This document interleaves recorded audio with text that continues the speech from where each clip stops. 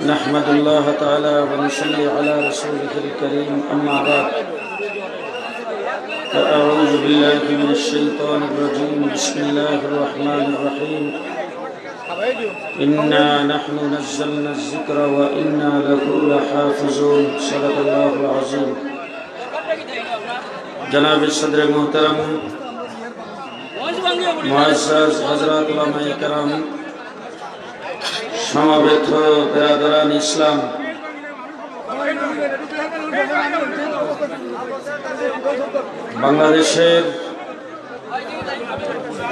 বাংলাদেশের মৌলভীবাজার ডিস্ট্রিক্টের বলতে গেলে শেষ প্রান্তে আজকে এই গ্রামের ভিতরে আজিমুশান মাদ্রাসার সালানা জলসা। এই জলসায় আপনারা যারা এসেছেন, দাঁড়ানো এবং বসা অবস্থায় যারা আছেন, আপনাদেরকে এইখানে গাড়ি ভাড়া দিয়ে আনা হয় নাই। আপনাদের সঙ্গে কোনো টাকা পয়সার কন্ট্রাক্ট করে এখানে আনে নাই। এইটা কোনো রাজনৈতিক দলের জনসভা নয়, এটা ইসলামী সম্মেলন, যেখানে আল্লাহ এবং আল্লাহ রাসূলের আলোচনা হয়, কোরআন এবং হাদিসের আলোচনা হয়। এখানে উলামায়ে কেরাম দ্বীনের কথাবার্তা বলবেন। আপনারা যারা এসেছেন, আপনারা সবাই দ্বীন বুঝার জন্য, দ্বীন শিখার জন্য এখানে এসেছেন। বাংলাদেশে এখন মাহফিলের সিজন চলছে। গোটা বাংলাদেশে প্রতি রাত্রে ৩.৫ থেকে ৪,০০০ ইসলামী সম্মেলন ওয়াজ মাহফিল হয়। আজকে মাইকে আপনাদেরকে বারবার বলা হচ্ছে চুপ করার জন্য, কিন্তু আমাদের ইসলামী সম্মেলন ওয়াজ মাহফিলে মানুষগুলি চুপই থাকেন। আপনাদের এখানে কিছু আওয়াজ হয়েছে একটি কারণে, সেটা হলো জায়গাটা, প্যান্ডেলটা বিশাল, কিন্তু তারপরেও প্যান্ডেল ভরে একজন আরেকজনের গায়ে লেগে লেগে বসার পরেও চতুর্দিকে এই প্যান্ডেলে যারা বসেছেন এর চাইতে বেশি লোক দাঁড়ানো আছে, যার ফলে কিছু আওয়াজ হচ্ছে। এছাড়া ইসলামী সম্মেলনে আওয়াজ হয় না। দ্বিতীয় নম্বর, আমি যখন আপনাদের সামনে মাইকে দাঁড়ায় কথা বলতে শুরু করেছি, আপনারা সবাই চুপচাপ হয়ে গেছেন। ঢাকাতে টঙ্গীর বিশ্ব ইজতেমা হয়, তাবলীগের বিশ্ব ইজতেমা, মানুষ বিভিন্ন কাজে কর্মে থাকেন। মাইকে ওখান থেকে আস্তে করে বলা হয়, ভাই খামোশ হয়ে যায়। এই কথাটা একবার, দুইবার, তিনবারের বেশি বলা লাগে না, গোটা মাঠ খামোশ। এই যে চুপ করে ধ্যানমগ্নের সাথে মানুষের কথা শ্রবণ করা, এটা একমাত্র আলেম উলামায়ে কেরামের মজলিস ছাড়া বাংলাদেশে কোনো রাজনৈতিক দলের নেতা বা কোনো বড় রাজনৈতিক দল দেখাইতে পারে নাই। আমি চ্যালেঞ্জ করে বলতে পারি, আজকের ইসলামী সম্মেলনে এই মাদ্রাসার বাৎসরিক মাহফিলে যেই পরিমাণ লোক সমাগম আপনারা হয়েছেন, এর ১০ ভাগের ১ ভাগ লোক যদি বাংলাদেশের ক্ষমতাসীন বা ক্ষমতাহারা দলের কোন জনসভায় হয়, কয়েক ডজন পুলিশ আর রেপ দিয়েও এইভাবে চুপ করে বসায় রাখতে পারবে না। আমরা শান্তিপ্রিয় মানুষ, যারা মুসলমান তারা শান্তিবাদী। আমরা ইসলাম আমাদের ভিতরে আছে, আমরা মুসলমান, আমরা শান্তিতে বসবাস করতে চাই। যেখানে আমরা জমায়েত হয়, সেই মজলিসটা দেখেই বোঝা যায় মুসলমান কতটুক শান্তিপ্রিয়। আমরা উশৃঙ্খল জাতি নয়। আজকে শাইখুল হাদিস ইবনে শাইখুল হাদিস, বর্তমান বাংলাদেশের শেরে বাঙ্গাল হযরতুল আল্লাম মাওলানা মামুনুল হক দামাত বারাকাতুহুম, তিনি আপনাদের মাঝে উপস্থিত হয়েছেন। আপনারা তার বক্তব্য শুনবেন। শুনলে এখন যেমন ভাবে চুপ করেছেন, তিনি স্টেজে আসা পর্যন্ত এইভাবে চুপ করে থাকবেন? আরো আসতে, হ্যাঁ, কোনো ধাক্কাধাক্কি হবে না তো? চুপ করে বসবেন। আমরা কোরআন হাদিসের আলোচনা করি, আল্লাহ রাসূলের আলোচনা করি, নবীর ইজ্জতের আলোচনা করি। মুহাম্মদুর রাসূলুল্লাহ সাল্লাল্লাহু আলাইহি ওয়াসাল্লামের উম্মত আমরা। ইসলাম কোন সন্ত্রাসের পথ ধরে এই পৃথিবীতে আগমন করে নাই।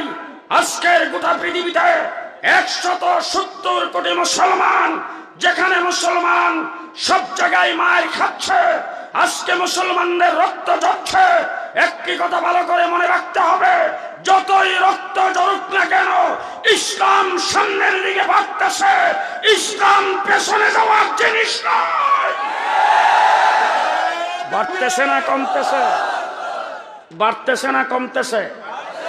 কথা আসতে বলেন। বাড়তেছে না কমতেছে? যেখানে আঘাত আসে সেখানেই বাড়ে, ঠিক না ঠিক? বাড়তেছে না কমতেছে? মুসলমানের সংখ্যা বাড়তেছে, মসজিদের সংখ্যা বাড়তেছে, মাদ্রাসার সংখ্যা বাড়তেছে, আলেমের সংখ্যা বাড়তেছে, হাফেজে কোরআনের সংখ্যা বাড়তেছে। একটি কথা ভালো করে মনে রাখবেন, কোথাও যদি আগুন লাগে, সেই আগুনে লাঠির দ্বারা আঘাত করলে আগুনের তেজ বাড়ে। মুসলমানের উপর যদি কোথাও আক্রান্ত হয়, মুসলমানের ঈমানের তেজ বাড়ে। বাড়ে কি বাড়ে না? হ্যাঁ, আমরা মুসলমান, দেশটা মুসলমানের দেশ। কথা আসতে বলেন, মানুষে শুনলে শরম। আমাদের দেশটা মুসলমানের দেশ, আমাদের দেশটা নবী প্রেমিকদের দেশ, আমাদের দেশটা কোরআনওয়ালাদের দেশ, আমাদের দেশ আলিম উলামায়ে কেরামের দেশ। এই দেশ ভারতবর্ষ, ভারত, পাকিস্তান, বাংলাদেশ 250 বৎসর ইংরেজ শাসন করেছে। এই দেশে ইংরেজ যখন ক্ষমতা দখল করেছিল, ইংরেজ আমাদের দেশের মসজিদ ভেঙে দিয়েছিল, মাদ্রাসা ভেঙে দিয়েছিল, আলেম ওলামায়ে কেরামের উপর নির্যাতন করেছিল। কিন্তু একটি কথা ভালো করে মনে রাখবেন, যেই ইংরেজ সম্পর্কে একটি কথা প্রচলন আছে, মানুষের সমাজে বলা বলি করে, ব্রিটিশের সূর্য অস্ত যেত না, তাদের সূর্য অস্ত যেত না। এশিয়া থেকে আমেরিকা পর্যন্ত যারা এক যুগে শাসন করেছেন, এত বড় ক্ষমতাসীন, এত বড় শক্তিশালী ইংরেজ সরকার এই দেশের ক্ষমতাও দখল করেছিল, স্পেনের ক্ষমতাও দখল করেছিল। ইতিহাস তালাশ করে দেখেন, স্পেনের ক্ষমতা ইংরেজ দখল করার পরে স্পেন থেকে মসজিদ বিদায় করেছেন, মাদ্রাসা বিদায় করেছেন, আলেম উলামায়ে কেরামকে বিদায় করেছেন, কোরআন বিদায় করেছেন, মুসলমানকে বিদায় করেছেন। স্পেনে 1 কপি কোরআন শরীফ পাওয়া যেত না, একটা মসজিদে ছিল না, একজন মুসলমানও ছিল না। মুসলমানদের বই পুস্তক, মুসলমানদের লাইব্রেরি, মুসলমানদের ফিকহ, মুসলমানদের তাফসীর, মুসলমানদের হাদিস, মুসলমানদের গ্রন্থ স্পেন থেকে সর্ববিনাশ করার জন্য আলাদা মন্ত্রণালয় কায়েম করে 55 বৎসরের ভিতরে মুসলমানদের সমস্ত কাগজপত্র পর্যন্ত শেষ করে দিয়েছেন। একই সরকার, একই ক্ষমতাধর ইংরেজ স্পেন দখল করে সেখান থেকে ইসলামকে বিদায় করেছে। শুধু ইসলামকে বিদায় করে নাই, সেখান থেকে সমস্ত মুসলমানদের সমস্ত নিশানিকে বিদায় করেছেন, সমস্ত চিহ্নকে বিদায় করেছেন। স্পেনে একটা মসজিদ ছিল না, কোথাও আজান হতো না, কোথাও একজন মুসলমান পাওয়া যেত না, 1 কপি কোরআন শরীফও ছিল না। স্পেন থেকে মুসলমানকে সমূলে বিদায় করে দিয়েছেন। মুসলমান স্পেন যখন ইংরেজ দখল করেছে, ভীত সন্ত্রস্ত হয়ে গেছে। মুসলমান তখন বুঝদিল, কেউ তাদের সামনে দাঁড়ায়া টু শব্দ করার মতো সাহস নাই। তখন মুসলমানদেরকে ইংরেজরা ধোঁকা দেওয়ার জন্য বলেছেন, তোমরা তোমাদের মসজিদগুলো, ইবাদতখানায় প্রবেশ করো, তোমাদেরকে নিরাপত্তা দেওয়া হবে। এই যে দেখো আমাদের নৌকাগুলো, আমাদের স্টিমারগুলো তোমাদের নদীর কিনারে রাখা আছে, সেইগুলিতে যাই আরোহণ করো, যেখানে তোমরা খুশি, যেখানে যাইতে চাও তোমাদেরকে সেখানে পৌঁছায় দেওয়া হবে। কিন্তু এটা ছিল তাদের ধোঁকা। মুসলমান তখন হাত পাও গুঠায়া বিবি বাচ্চা সহ তাদের স্টিমারে যাই আরোহণ করেছেন, মসজিদের ভিতরে প্রবেশ করেছেন। একই দিনে, একই টাইমে মসজিদের ভিতরে বাহিরে পেট্রোল দিয়ে সমস্ত মুসলমানকে আগুন জ্বালাইয়া শেষ করে দিয়েছেন। যারা স্টিমারে আরোহণ করেছিল সাগরের মধ্যখানে স্টিমার নিয়ে নিচ দিয়া ছিদ্র করে স্টিমার ডুবাইয়া হাজার হাজার লক্ষ লক্ষ মুসলমানকে শেষ করেছেন। সেই দিনটা ছিল এপ্রিল মাসের 1 তারিখ। এপ্রিল মাসের 1 তারিখ মুসলমানদেরকে শেষ করেছেন। সেই দিন থেকে ইংরেজরা, সেই দিন থেকে ব্রিটিশের লোকেরা এই দিবসটাকে এপ্রিল ফুল হিসাবে পালন করে। দুঃখজনক বলতে চাই, দুঃখের সাথে বলতে চাই, এই দিবসটা ইংরেজরা মুসলমানদেরকে ধোঁকা দিতে পারছে বলে এপ্রিল ফুল হিসাবে পালন করে। আমার দেশের যুবক যুবতীরা মুসলমানের ঘরে জন্মগ্রহণ করে, তারাও এপ্রিল ফুল পালন করে। এত কত বড় অজ্ঞতা, কত বড় মূর্খতার শামিল। আমার ভাইরা, যে জিনিসটা বুঝাইতে চাচ্ছি, স্পেনে ইংরেজ ক্ষমতা দখল করেছে, আমাদের দেশেও ইংরেজ ক্ষমতা দখল করেছে। স্পেনের ইংরেজ দখল করার পরে স্পেন থেকে ইসলাম, মুসলমান, কোরআন, মসজিদ, মাদ্রাসা, মুসলমানদের যাবতীয় প্রচার প্রসার কাগজপত্র সব কিছু সমূলে স্পেন থেকে শেষ করে দিয়েছেন। একজন মুসলমান স্পেনে ছিল না। একই ক্ষমতাধর, একই সরকার, একই রাষ্ট্রের অধিকারী, একই ক্ষমতার মালিক সেই ইংরেজ আমাদের দেশে দখল করেছে। কিন্তু পার্থক্যটা কি ভালো করে বুঝতে হবে। সেই পার্থক্যটা হলো স্পেন থেকে ইসলামকে বিদায় করতে পেরেছেন, কোরআনকে বিদায় করতে পেরেছেন। আমাদের দেশে 250 বছর চেষ্টা করে এই দেশ থেকে একদিনের জন্য আজানকে বিদায় করতে পারে নাই, কোরআনকে বিদায় করতে পারে নাই, ইসলামকে এই দেশ থেকে বিদায় করতে পারে নাই। স্পেন থেকে পারলো, আমাদের দেশ থেকে পারে নাই। সেটার কারণটা বলি, আমার আলোচনা শেষ। হযরত মাওলানা মামুনুল হক সাহেব আসতেছেন, উনি আলোচনা করবেন। স্পেন থেকে পারলো, আমাদের দেশ থেকে পারলো না কেন? স্পেনের লোকজনকে বলছেন, মোল্লারদুর মসজিদ পর্যন্ত তোমরা মসজিদে থাকো, তোমাদেরকে কেউ কিছু করবে না, নিরাপত্তা দেওয়া হবে, তোমাদেরকে যেখানে যাইতে চাও সেখানে পৌঁছায় দেওয়া হবে। তারা হাত পাও গুঠায়া মসজিদের ভিতরে যেয়ে প্রবেশ করেছেন। আর আমার দেশ ইংরেজ দখল করার পরে আমার দেশেও স্লোগান দিয়েছেন বড় সুন্দর, ক্ষমতা আমরা চালাবো, রাষ্ট্র আমরা চালাবো। আপনারা আলেম উলামা ইকরাম, মৌলবী মানুষ, আপনারা মসজিদে থাকেন, আপনারা ইবাদত বন্দেগী করেন, আপনারা তাসবিহ জিকির করেন, আপনাদেরকে কেউ কিছু বলবে না। এই কথা বলার পরে স্পেনের মতো আমাদের দেশের মুসলমান না, আমাদের দেশের মুসলমানদের লিডার, আমাদের দেশের একজন মোল্লা, খুব ভালো করে মনে রাখবেন, আজকে যারা আমাদেরকে দেখলে বাঁকা চোখে তাকায়, আমাদেরকে দেখলে যারা মনে করে দেশের জন্য আমাদের কোনো অবদান নাই, আমরা এদেশে বন্যার পানিতে ভেসে এসেছি, ওই সমস্ত ব্যক্তিদেরকে বলতে চাই, ইংরেজ যখন ক্ষমতা দখল করেছে এই দেশে রাজনৈতিক লিডারের অভাব ছিল না, নেতার অভাব ছিল না, বড় বড় রাজনৈতিক দলের অভাব ছিল না। কিন্তু ভালো করে মনে রাখবেন, ইতিহাস পড়ে দেখবেন, ইতিহাস সাক্ষ্য দিয়েছে কোন লিডার, কোন রাজনৈতিক দলের নেতা ইংরেজের বিরুদ্ধে একটা শব্দ উচ্চারণ করার সাহস পাই নাই। ওই দিন ইংরেজের বিরুদ্ধে বুক টান করে কেউ যদি কথা বলে থাকেন, তিনি হলেন শাহ আব্দুল আজিজ মুহাদ্দিস দেহলভী রাহমাতুল্লাহ আলাইহি। মসজিদের মিম্বরে দাঁড়িয়ে বলেছেন, এই ইংরেজের বাচ্চারা ভালো করে শুনে রাখ, আজান দিলে মসজিদে নামাজ আদায় করার জন্য যাব, বাকি সময় তোদেরকে দাঁড়াইবার জন্য লড়াই করতে থাকবো, লড়াই করতে থাকবো।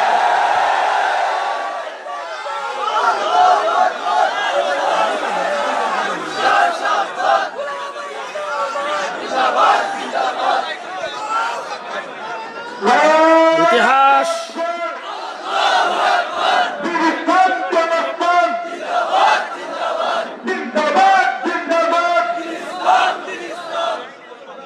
ইতিহাস ভালো করে মনে রাখবেন, শাহ আব্দুল আজিজ মুহাদ্দিস দেহলভী একজন মোল্লা মানুষ। তিনি মসজিদের মিম্বরে দাঁড়ায় বলেছেন, এই দেশ দারুল হরব হয়ে গেছে, শত্রু কবলিত দেশ হয়ে গেছে, এই দেশকে ইংরেজ থেকে স্বাধীন করার জন্য মুসলমানদের যুদ্ধ করা ফরজ। সর্বপ্রথম এই কথা কে বলেছেন? কোন লিডার, কোন নেতা, না কোন একজন মোল্লা? জি, আজকে যারা স্বাধীনতা বলে স্লোগান দাও, স্বাধীনতার পক্ষ শক্তি বলে স্লোগান দাও, তাদেরকে বলতে চাই, শাহ আব্দুল আজিজ মুহাদ্দিস দেহলভী রহমাতুল্লাহি আলাইহি মসজিদের মিম্বর থেকে এই ফতোয়াকে বাদ দিয়া স্বাধীনতার ইতিহাস যদি রচনা করো, তাইলে সেই ইতিহাস গাদ্দারি হবে, সেই ইতিহাস রচনা ঠিক হবে না। শাহ আব্দুল আজিজ মুহাদ্দিস দেহলভী রহমাতুল্লাহি আলাইহি এই ফতোয়া যখন দিয়েছেন 1802 খ্রিস্টাব্দে, 1831 খ্রিস্টাব্দে শাহ আব্দুল আজিজ মুহাদ্দিস দেহলভী রহমাতুল্লাহি আলাইহির শাগরিদ সৈয়দ আহমদ বেরলভী রহমাতুল্লাহি আলাইহি, তার শাগরিদ শাহ ইসমাইল শহীদ রহমাতুল্লাহি আলাইহি 1831 খ্রিস্টাব্দের 5ই মে বালাকুটে তারা শাহাদত বরণ করেছেন। ইংরেজ বিরুদ্ধে যুদ্ধ করতে যাইয়া আসছে টিপু সুলতান শাহাদত বরণ করেছেন, আসছে সিরাজউদ্দৌলা শাহাদত বরণ করেছেন। আস্তে আস্তে 1857 খ্রিস্টাব্দে হাজী আমদাদুল্লাহ মহাজের মক্কি, রশিদ আহমদ গঙ্গোহী, কাসেম নানতুবি রহমতুল্লাহি আলাইহির নেতৃত্বে আজাদি আন্দোলন হয়েছে। শামিলির যুদ্ধে ইংরেজের বিরুদ্ধে যুদ্ধ করতে যাইয়া হাফেজ জামিল শহীদ শাহাদত বরণ করেছেন। কাসেম নানতুবি রহমতুল্লাহি আলাইহি, হাজী আমদাদুল্লাহ মহাজের মক্কি, রশিদ আহমদ গঙ্গোহী স্বাধীনতা আন্দোলন, আজাদি আন্দোলনকে বাদ দিয়া এই দেশের স্বাধীনতার ইতিহাস রচনা করলে হবে না। হাফেজ জামিল শহীদের শাহাদতকে বাদ দিয়া স্বাধীনতার ইতিহাস রচনা করলে হবে না। তারপরে হযরত মাহমুদুল হাসান দেওবন্দি রহমাতুল্লাহি আলাইহি 1857 খ্রিস্টাব্দের পরে 1857 থেকে 1866 পর্যন্ত 9 বছরে 14,000 আলেমকে ফাঁসির কাস্টে ঝুলানো হয়েছে। আমার ঢাকার থেকে ঢাকার ভিক্টোরিয়া পার্কের এমন কোনো গাছ ছিল না যেই গাছে আলেমদের লাশ মাসের পর মাস ঝুলে নাই। ঢাকার থেকে দিল্লির চাঁদনি চক পর্যন্ত রাস্তার দুই ধারের এমন কোনো গাছ ছিল না যেই গাছে আলেমদেরকে ফাঁসির কাস্টে ঝুলানো না হয়েছে। 55,000 আলেমকে আগুনে পুরাইয়া পানিতে ডুবাইয়া তারপরে তাদেরকে ফাঁসির কাস্টে ঝুলাইয়া মারা হয়েছে। মিস্টার থমসন একজন ব্যক্তি, ইংরেজের একজন লেখক, তিনি লিখছেন, আমি দিল্লিতে আসলাম, আইসা তারপরে আমি একটি কামরার মধ্যে ছিলাম, সেখান থেকে পেছন থেকে আমি মানুষ পুরা চামড়া পুরার গন্ধ পাচ্ছি। গন্ধ পাইয়ে আমি পেছনে যাই দেখি বিশাল বড় একটা গর্ত করা হয়েছে। সেই গর্তের মধ্যে লাকড়ি এবং পেট্রোল দেওয়া হয়েছে, এখানে আগুন জ্বালানো হয়েছে, দাউ দাউ করে আগুন জ্বলতেছে। তিনি বলেন, আমার সামনে 80 জন আলেমকে আনা হলো, আইনা তাদের জামা কাপড় খুলে বিবস্ত্র করা হলো, হাত পাও তাদেরকে বাঁধা হলো। তারপরে তাদেরকে খাড়া করে ইংরেজ একজন দাঁড়ায়া তাদের সামনে বলেছেন, তাদের 80 জনের একজন যদি বলস যে আমরা 1857 সালের কাসেম নানতুবির আজাদি আন্দোলনে আমরা ছিলাম না, আমরা সেটাকে সমর্থন করি না, একজন যদি এই কথা বলস, তাইলে জেনে রাখ 80 জনের সবাইকে ছেড়ে দেওয়া হবে। তিনি আশ্চর্য হয়ে লেখেন যে আমি আশ্চর্য হয়ে গেলাম, এই 80 জনের ভিতরে একজনও ইমান বিক্রি করতে রাজি হয় নাই, মিথ্যা কথা বলতে রাজি হয় নাই, সবাই আগুনে পুড়ে গেছেন। বলে দেখতে থাকলাম তারা আগুনে জ্বলতেছে, এমন সময় দিকে আরো 40 জনকে আনা হয়েছে, তাদের জামা কাপড় খুলে তারপরে তাদের হাত পাও বেঁধে আগুনের মধ্যে নিক্ষেপ করবে। এর আগে দাঁড়ায় তাদেরকেও বলা হয়েছে 40 জনের একজন যদি বলো তোমরা আজাদি আন্দোলনে ছিল না, একজনের বলার কারণে বাকি 40 জনকে ছেড়ে দেওয়া হবে।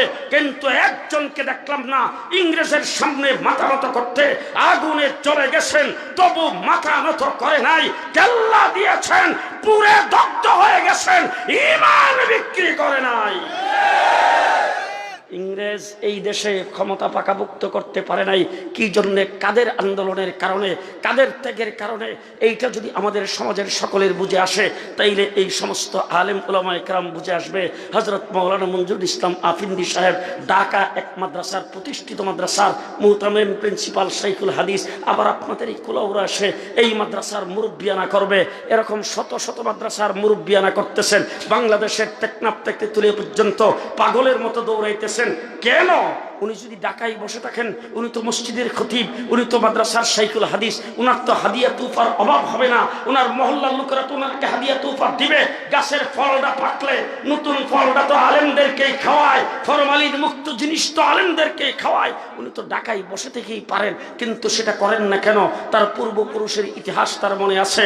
আল্লাহর নবীর থেকে শুরু করে 1450 বছর আলেম উলামায়ে কি দায়িত্ব, সেইটা উনার মনে আছে, এইটা ওনার দিলের ভিতরে আছে।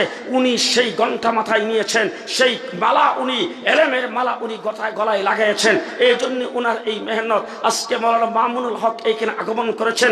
কেন আগমন করেছেন? মামুনুল হকের এত বাধাগ্নের পরে তিনি কেন জোর গলায় কথা বলেন? জোর গলায় কথা বলেন এই জন্যে, ইংরেজের বিরুদ্ধে আমাদের পূর্বপুরুষেরা কাল্লা কাটাইয়া দিয়েছেন, ঈমান দেয় নাই, আমরা ঈমান দেব না, কাল্লা কাটাইয়া দিতে প্রস্তুত।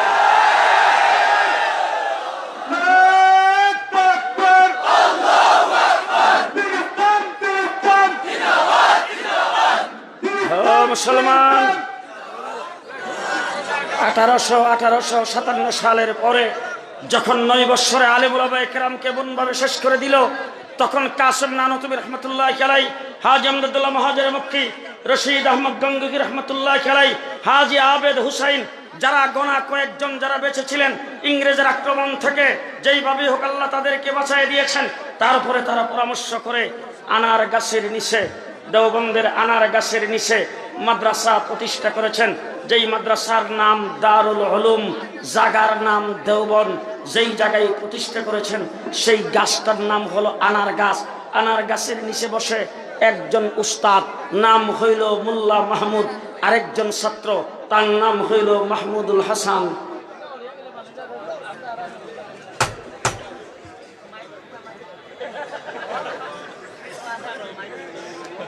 উস্তাদের নাম মোল্লা মাহমুদ, ছাত্রর নাম মাহমুদুল হাসান। দুইজন ওই আনার গাছের নিচে বসে আলিফ বা তাসা সবক নিয়েছেন। কালক্রমে সেই মাহমুদুল হাসান হয়েছেন শাইখুল আরব ওয়াল আজম, শাইখুল হিন্দ মাহমুদুল হাসান দেওবন্দি। শাইখুল হিন্দ মাহমুদুল হাসান দেওবন্দি রেশমি রুমাল আন্দোলন করেছেন ইংরেজের বিরুদ্ধে। শাইখুল হিন্দ মাহমুদুল হাসান দেওবন্দিকে মাল্টা দ্বীপের মধ্যে আবদ্ধ করা হলো। সেই জেলখানার ভিতরে প্রত্যেক দিন ওনাকে রুমের থেকে বের করে নেওয়া হতো, লোহার শিক গরম করে ওনার কোমরের মধ্যে লাগানো হতো। উনি বেহুশ হয়ে যেতেন। হুশ হওয়ার পরে ইংরেজরা ওনাকে জিজ্ঞেস করত, এই মাওলানা সাহেব, ইংরেজের বিরুদ্ধে যে তুমি জিহাদের ফতোয়া দিয়েছ, সেই ফতোয়া উর্দু করো। উনি হুশ হওয়ার পরে বলতেন, তাদের নির্যাতনে আমার জীবন চলে যেতে পারে, আমাকে তোরা ফাঁসির কাস্টে ঝুলাইতে পারস, জেনে রাখ আমি যেই ফতোয়া দিয়েছি ফাঁসির মঞ্চে যায় মাহমুদুল হাসান বলবে ইংরেজের বিরুদ্ধে জিহাদ করা ফরজ। আমার ভাইরা, সেই রেশমি লোহার আন্দোলনের পরে মাহমুদুল হাসান দেওবন্দি 4 বছর পর্যন্ত মাল্টার জেলখানার ভিতরে ছিলেন। এরপরে ওনার শাগরিদ, ওনার ছাত্র শাইখুল ইসলাম হুসাইন আহমদ মাদানী রহমতুল্লাহ আলাইহি, যিনি আপনাদের সিলেটের খেলাফত বিল্ডিংয়ে 4 বছর পর্যন্ত একাধারে হাদিসের 10 দিয়েছেন। তিনি যদি সিলেটে আসতো, আপনাদের সিলেটে থাকতেন। আর যদি ওই দিক দিয়ে উত্তরবঙ্গ আসতো, মঞ্জুরুল ইসলাম আফিন্দি সাহেবের বাড়িতে থাকতেন। যেই রুমে থাকতেন, রুমটা ওনাদের বাড়িতে এখনো আছে। যেই বদনা দিয়ে উজু করতেন, সেই বদনাটা এখনো আছে, উনার বাপদাদারা রেখে দিয়েছেন। যেই চুকিতে বৈশা উজু করতেন, সেই চুকিটা এখনো আছে। হুসাইন আহমদ মাদানী যেই চুকিতে ঘুমাইতেন, সেটাও এখনো আছে। সেই হুসাইন আহমদ মাদানী রহমতুল্লাহ আলাইহি লাহোরের কোর্টে দাঁড়াইছেন ইংরেজের আদালত। সেই আদালতে দাঁড়াইবার পরে হযরত মাওলানা মোহাম্মদ আলী জওহার তার সাথে হুসাইন আহমদ মাদানীকে বিচারক জিজ্ঞাসা করেছেন, আপনার নাম কি হুসাইন আহমদ? বলে, হ্যাঁ। আপনার বিরুদ্ধে অভিযোগ হলো আপনি নাকি ফতোয়া দিয়েছেন ইংরেজের মিলিটারিতে ভর্তি হওয়া মুসলমানদের জন্য হারাম। হুসাইন আহমদ মাদানী কাঠগড়ায় দাঁড়ায় বলেন, ফতোয়া দিয়েছি, এখনো দিচ্ছি, সামনেও দেব।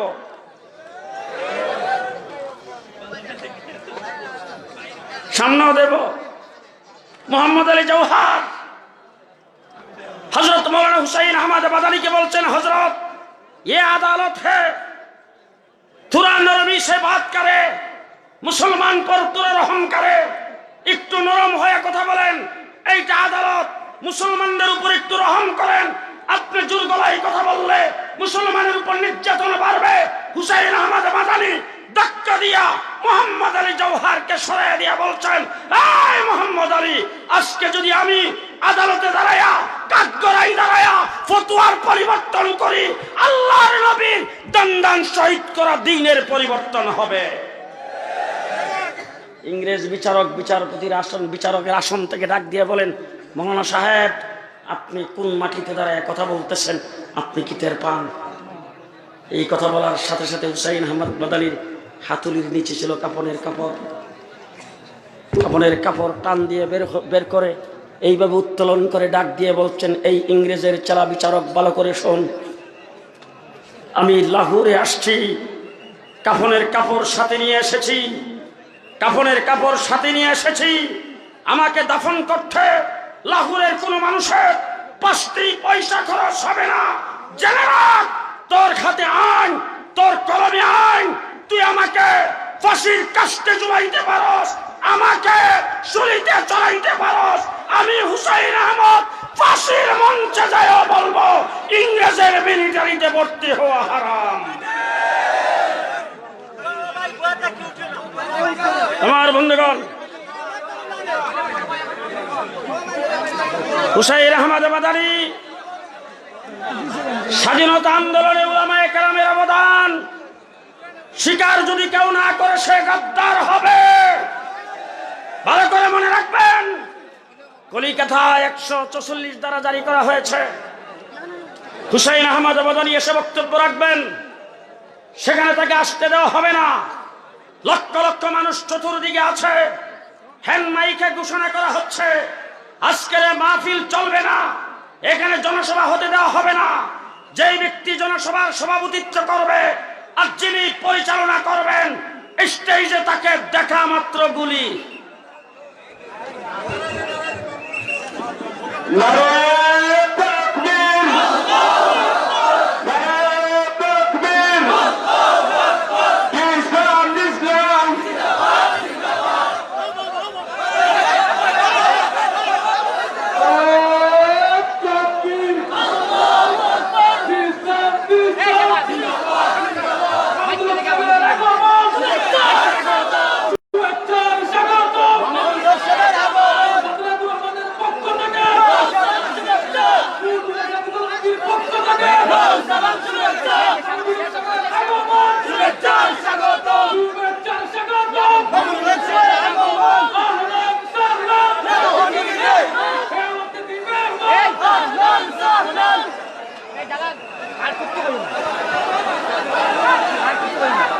স্লোগান দেন।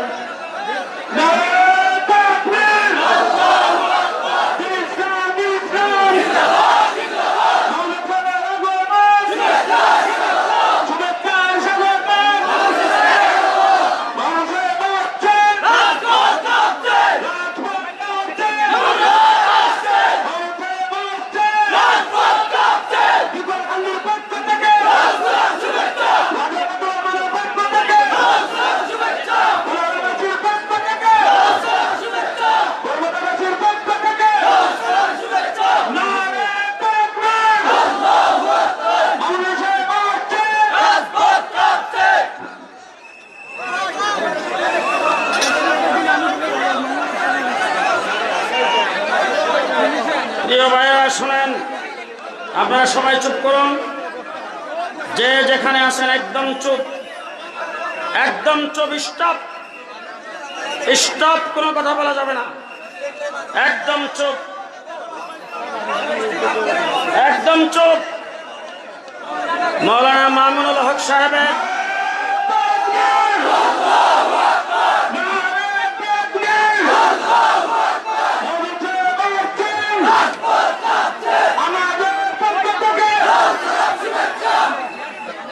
হযরত মাওলানা মামুনুল হক সাহেব স্টেজে উপস্থিত হয়েছেন, সকলেই বলেন আলহামদুলিল্লাহ। আপনারা খুশি না বেজার? ওনার ওয়াজ শুনবেন, ওনার নসিহত শুনবেন, শুনলে একদম চুপ হয়ে যেতে হবে। স্টপ, একবারে চুপ, একদম চুপ।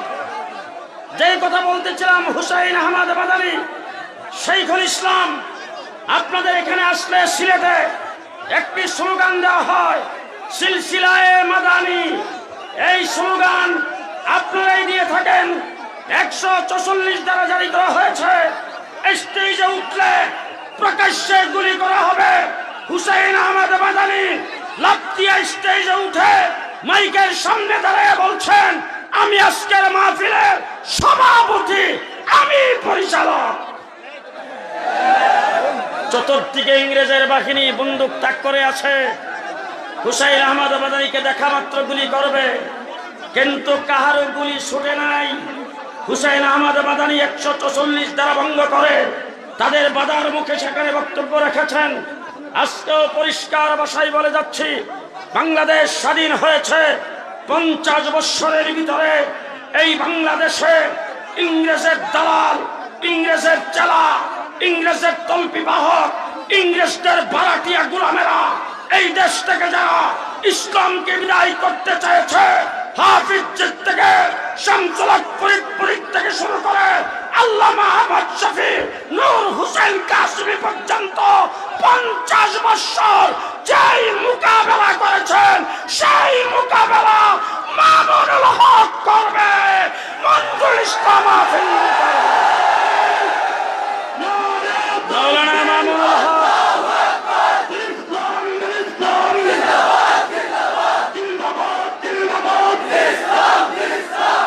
মুসলমান,